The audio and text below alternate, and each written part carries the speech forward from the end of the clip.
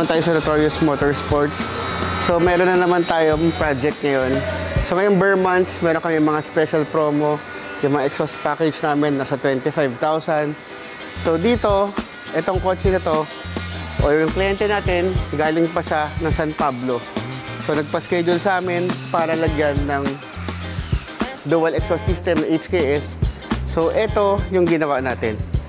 So bakit ba tayo nag-dual free flow? Ano bang purpose ito? Mas maingay ba siya o mas tahimik siya? Siyempre pag ganito, mas tahimik siya. Dahil dalawang tambuts yung ginagamit natin. Parang katumbas ito, isang chambered. So dito, sa nakikita natin, pag ito yung ginawa natin, more on forma siya, pero hindi ganun kaingay. So ito, dalawang free flow na muffler, HKS freeform muffler, tapos naka Y-pipe, symmetrical, pantay yan, tapos naglagay tayo ng resonator, para sa back pressure, saka sa additional power. Tapos ito, flexible pipe. Tapos naglagay rin tayo ng pinaka-custom headers.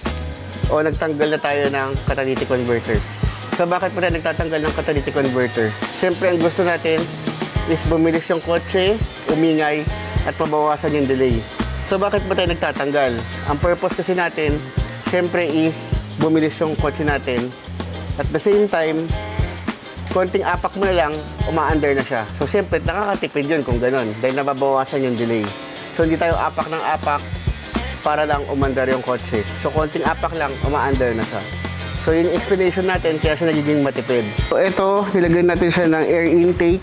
So, ito yung air intake na ginawa natin. So, kung makikita nyo, ang pasok ng hangin dito sa grill, malamig, papunta dito sa air intake na ginawa natin.